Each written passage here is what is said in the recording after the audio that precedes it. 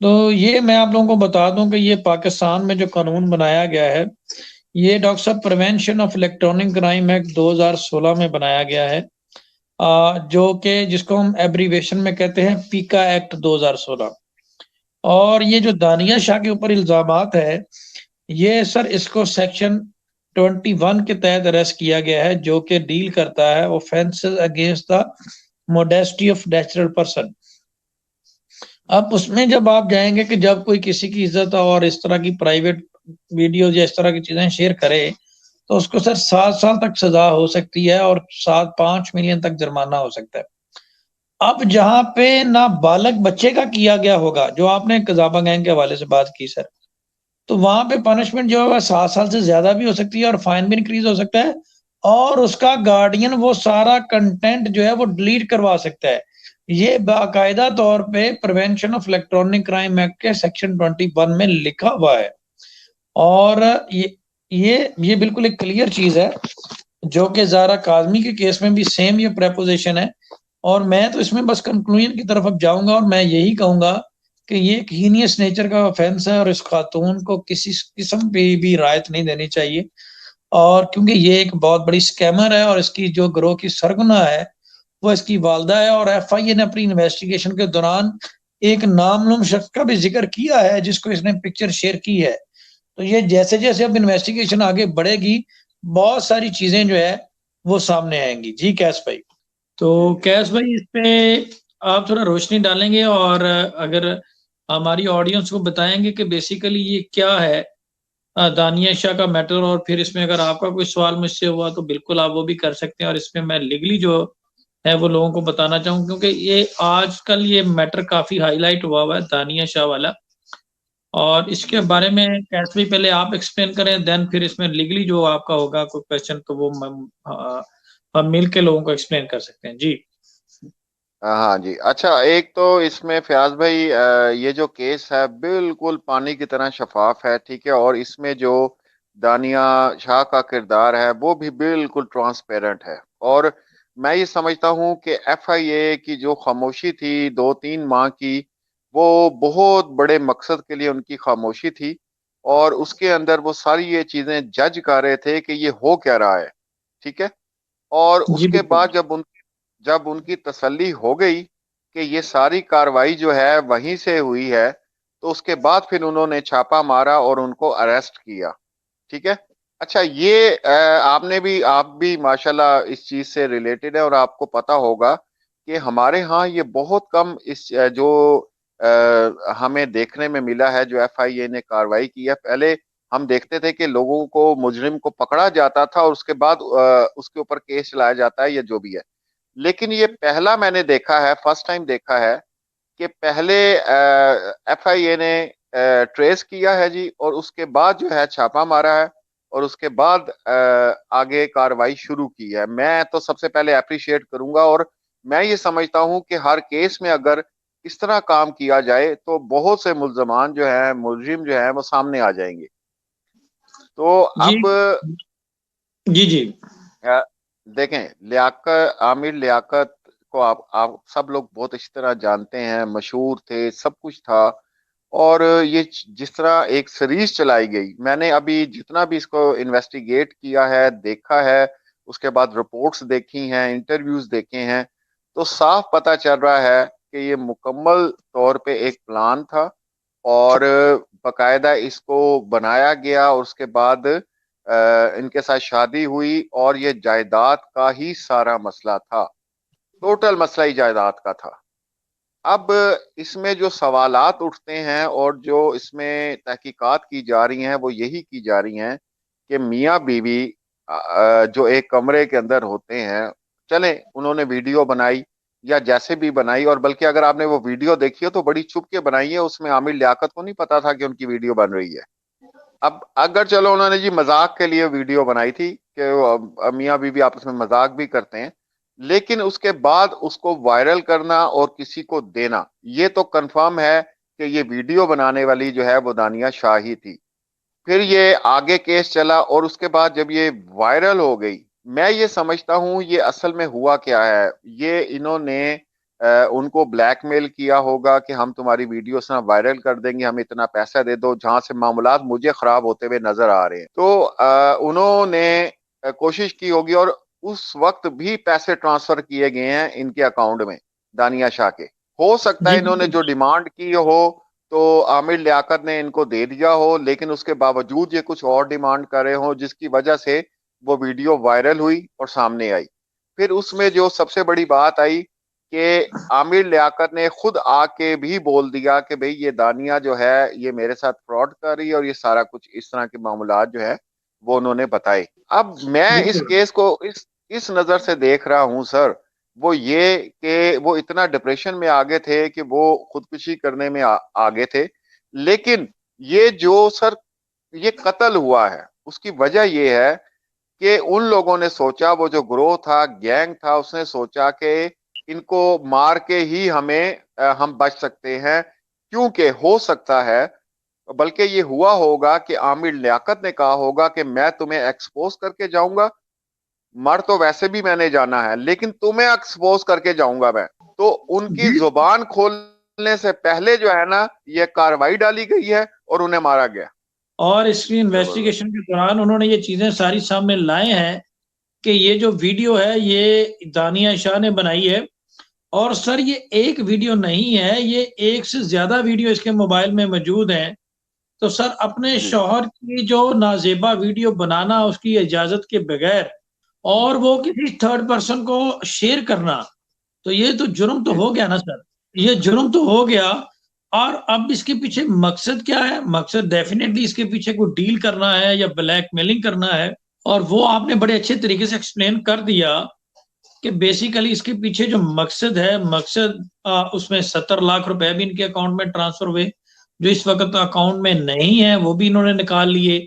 और फिर ये जो खातून है, इसने क्या काम किया कि इसने अपना शुरू में तो ये कहा कि जनाब अपना, मैं जब डॉक्टर आमिर लियाकत साहब ने इनको डिवोर्स दे दी, तो शुरू में तो ये बिल्कुल इसने भी एक्सेप्ट कर ली डिवोर्स। और बाद में जब डॉक्टर आमिर लियाकत साहब की डेथ हो गई, तो फिर इसने अपना उसको इद्दत में रख लिया।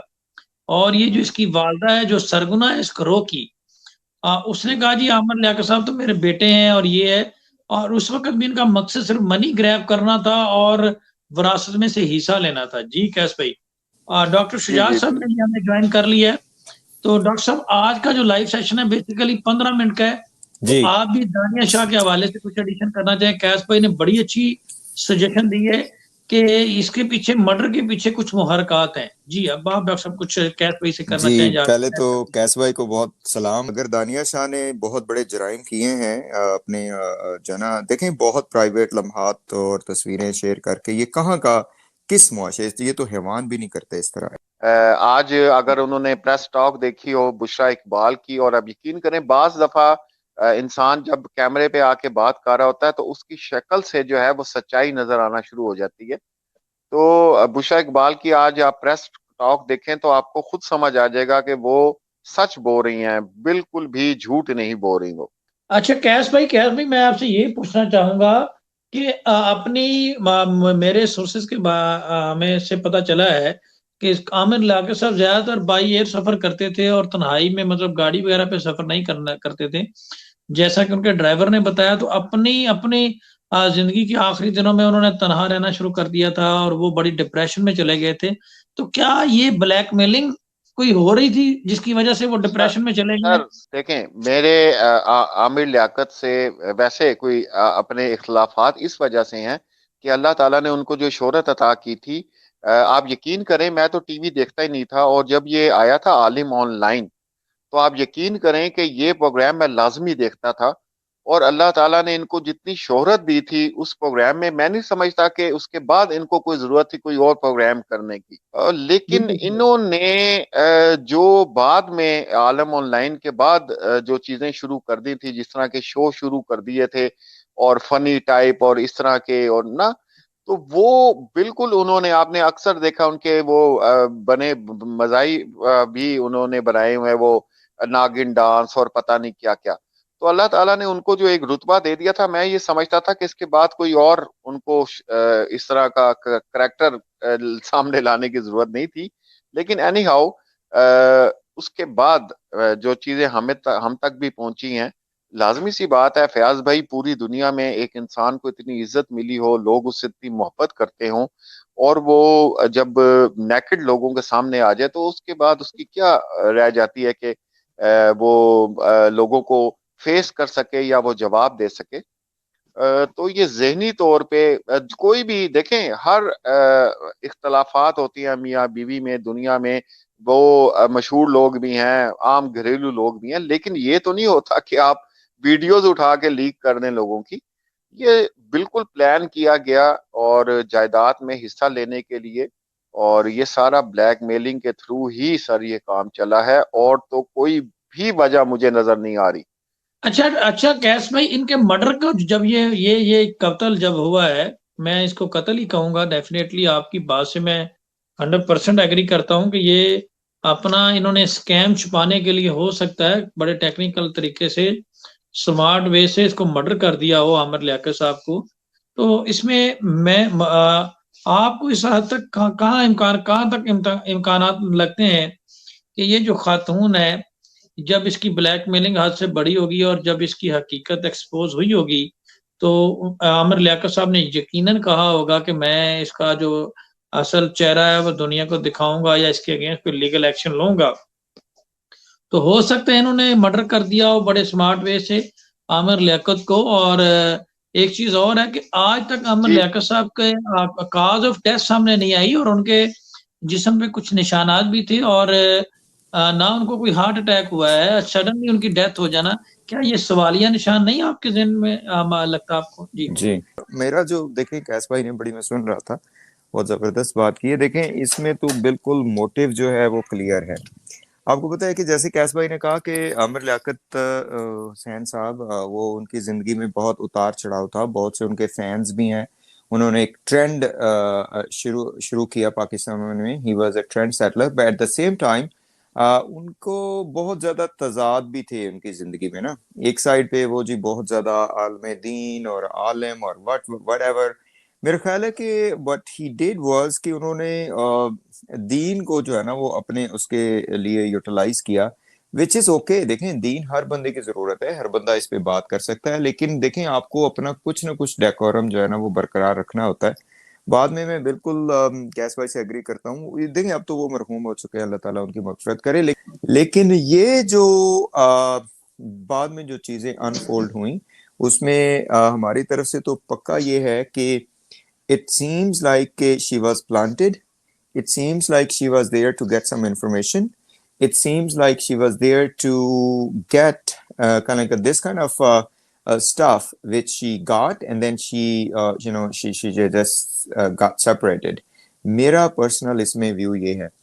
और इसमें जिस तरह के क्राइम, मेरा ख्याल है कि वही दिस इज टोटली रबिश कि आप जनाब किसी को इस तरह की वीडियोस बना के और उनको वो ब्लैकमेल करना शुरू कर दें। और मैं आप सबकी तवज्जो एक और तरफ दिलाऊंगा कि I don't know how much is the authenticity on that, कि आमिर लियाकत ने अपने आई बिलीव इंस्टाग्राम पे या कुछ उस पे कुछ इन मोहतरमा की ऑडियोज लीक की थी जब वो हयात थे, और उन ऑडियोज में बहुत कुछ सुना जा सकता था कि ये किस कमाश की औरत रही हैं जिसमें ये कर रही हैं जो भी। मुझे एक दो मैंने सुनी थी वीडियोस वगैरह, तो हमने नहीं देखी, बहुत से लोगों ने तो वो लगाई थी इधर उधर, जो कि हमारी सिख मेंटालिटी है। लेकिन वो ऑडियोज जो आमिर लियाकत ने लीक की थी वो मैंने सुनी थी, क्योंकि we wanted to get some sense कि ये जो फैमिली है ये किस तरह की है। इनके बारे में शुरू से ही डाउट थे। और आपको पता है कि अभी जो एक बहुत ही ऑथेंटिक हमारे भाई हैं, सैयद क्या नाम है उनका, सैयद हैदर अली, ठीक है, हैदर अली सैयद या सैयद हैदर अली, उन्होंने भी इस हवाले से बात की है कि ये किस कमाश की वो फैमिली थी। तो इसमें तो डाउट नहीं है कि इन लोगों ने प्री किया उस बंदे को जिस भी तरीके से, उसमें उसका अपना भी हाथ था। लेकिन बाद में जो कुछ अनफोल्ड हुआ वो कमाल हुआ, बहुत ही तकलीफ दे था। और उसके बाद फिर ये जो माँ बेटी है इनका जो असर था कि जी वो खुला ले ली, ये कर लिया वो कर लिया, और उसके बाद फिर वीडियोस लीक करना शुरू कर दी।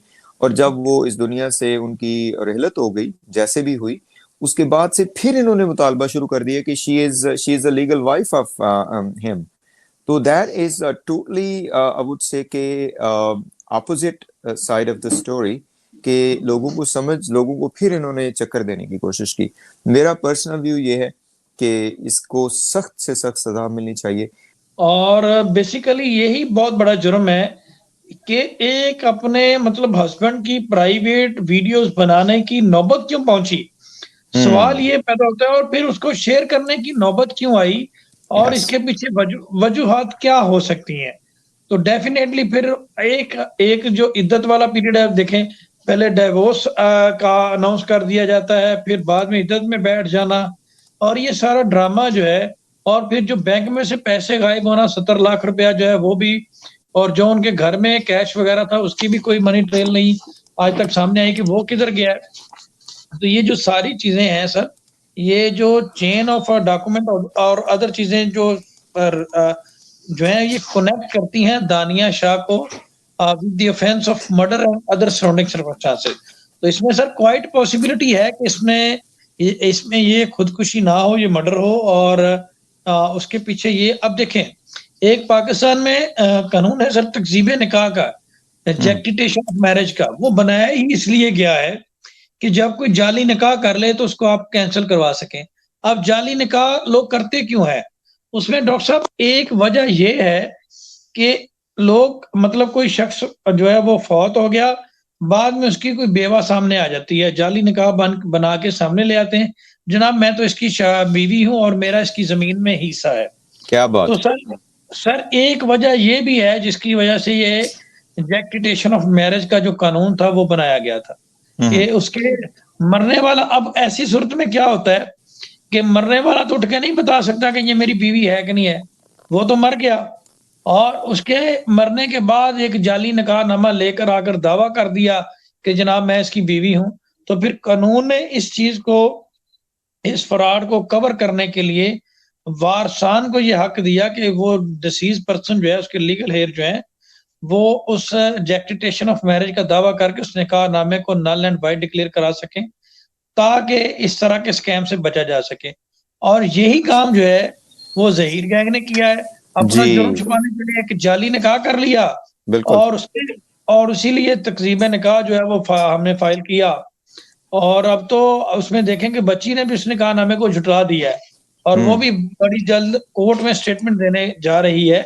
तो बेसिकली सर ये दो केसेस आपने देखा कि दोनों में ये जो शादी थी ये for the sake of money grab करने की। और देखें डॉक्टर साहब जो आपने बात की अमन लियाकत साहब के हवाले से, मैं बिल्कुल आपकी बात से एग्री करता हूँ कि वो थोड़े रंगीन मजाज होंगे या जो भी है, लेकिन जो भी दूसरा है वो तो उनका पर्सनल वो है ना जी। लेकिन दूसरा पहलू सर आप सोसाइटी का देखें कि इस तरह के लोग क्या फिर अपनी बच्चियां जो हैं वो फरोख्त करते हैं या पैसे के लालच में ये करते हैं इस तरह से निकाह को, क्या इन्होंने मजाक बनाया हुआ है। तो सर ये भी एक सवाल पैदा होता है कि ये 3-4 महीने के लिए शादी करते हैं जस्ट कोई स्कैम करने के लिए या किसी जुर्म को छुपाने के लिए। देखें अब इस जुर्म में मर्डर भी छुप गया निकाह की आड़ में, और वो वीडियोस वाला भी जी क्या जी ये बीवी है इसकी, और जो पैसों का स्कैम किया है अब करूं वो भी उससे भी बच गए। तो ये सारा मुझे तो लगता है सर कि ये एक शेल्टर हासिल करने का बेहतरीन जरिया है कि आप निकाह कर लें।